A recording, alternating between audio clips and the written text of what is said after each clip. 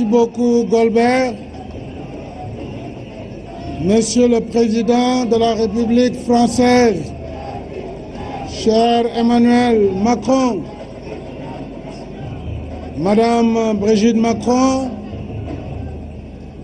Monsieur le Président, c'est tout le peuple de Saint-Louis qui vous a ouvert son cœur, qui vous a accueilli avec joie, avec allégresse, avec bonheur, malgré les rigueurs du temps et malgré les conséquences des changements climatiques que nous venons de voir avec vous.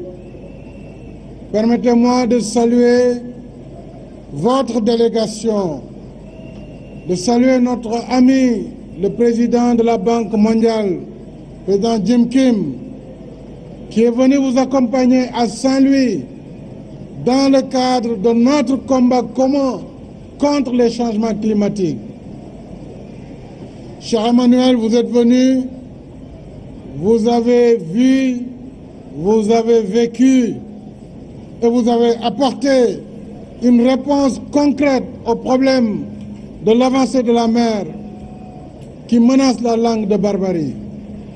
Merci pour ce geste important. Merci pour ces 15 millions d'euros. 15 millions d'euros qui permettront dans l'immédiat, au-delà des efforts de l'État du Sénégal, d'apporter un bémol aux populations de Guet-Ndar et de la langue de Barbarie. Merci pour votre engagement en faveur de la réhabilitation du patrimoine historique de Saint-Louis. Je puis vous dire que je prends solennellement l'engagement aujourd'hui que le gouvernement de la République va s'impliquer au premier plan pour la préservation du patrimoine architectural et historique de Saint-Louis.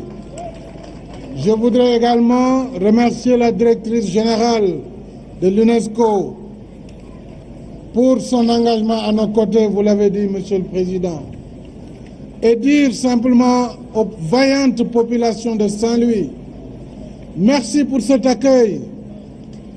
Cet accueil à un hôte qui le mérite, qui est un ami de l'Afrique, un ami du Sénégal, un ami de Saint-Louis, cher Emmanuel Macron.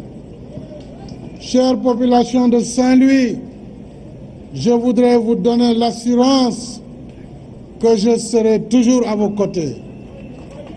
Je serai aux côtés des populations de Guet-Ndar et des pêcheurs.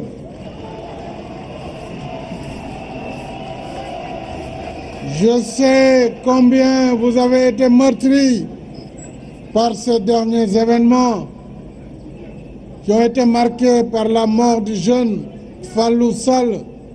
Je présente les condoléances de la nation à la population de Guet-Ndar et de Saint-Louis.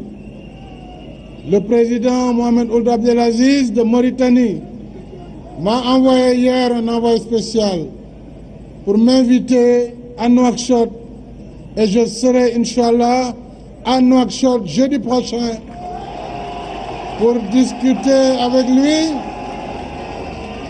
dans le cadre de l'amitié, de la fraternité et du bon voisinage entre la Mauritanie et le Sénégal, qui sont condamnés à vivre ensemble, qui sont des pays voisins, des pays parents, afin que ces questions liées aux conditions d'exploitation des ressources halieutiques et aux conditions d'octroi des licences de pêche soient rediscutées, évidemment dans le respect de la souveraineté de la Mauritanie, mais également dans la nécessité pour nos deux pays de travailler ensemble. Nous avons, au-delà de la pêche, beaucoup d'intérêts convergents, car vous le savez, une importante découverte de gaz naturel nous réunit à la Mauritanie et nous parlerons de tout cela. Soyez rassurés que tout sera mis en œuvre pour que nos vaillantes populations de Guet-Ndar, que nos vaillants pêcheurs puissent continuer à exercer leur métier, mais tout en respectant les lois de la Mauritanie. Monsieur le Président, permettez-moi de remercier également Jim Kim, président de la Banque mondiale, très engagé pour la cause du climat. Thank you very much, Jim, for coming here in Saint-Louis today. And thank you for your commitment with $30 million in the first phase to help the population of St. Louis.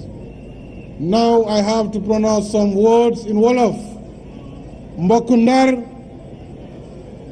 mbokku Gendar, am naa mbégte lool tey ci seen taxawaay ak teeru bi ngeen teeru sama gan gi di président de la République française Emmanuel Macron. Monsieur le maire Mansour Faye, félicité naa la ci taxawaay bi ak teeru bi.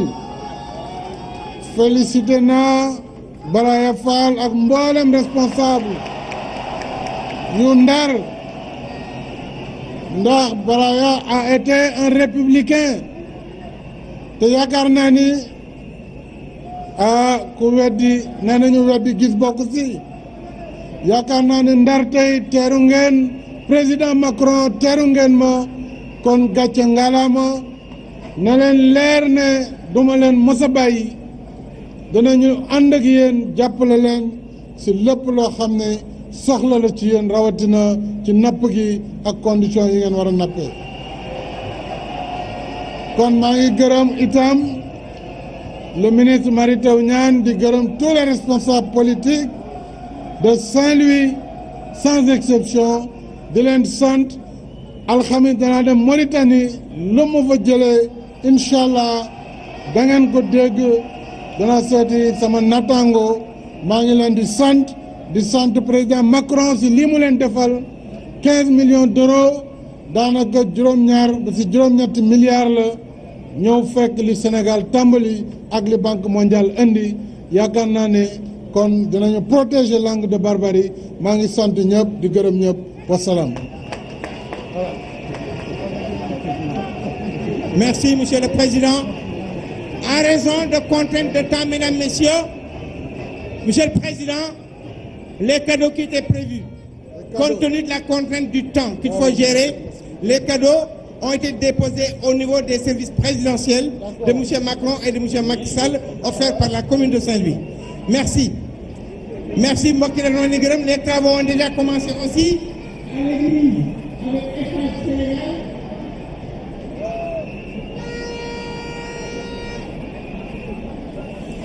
Voilà, Dieynaba Dia. Le président Macky Sall vient de finir son allocution. Qu'est-ce qu'on pourrait retenir de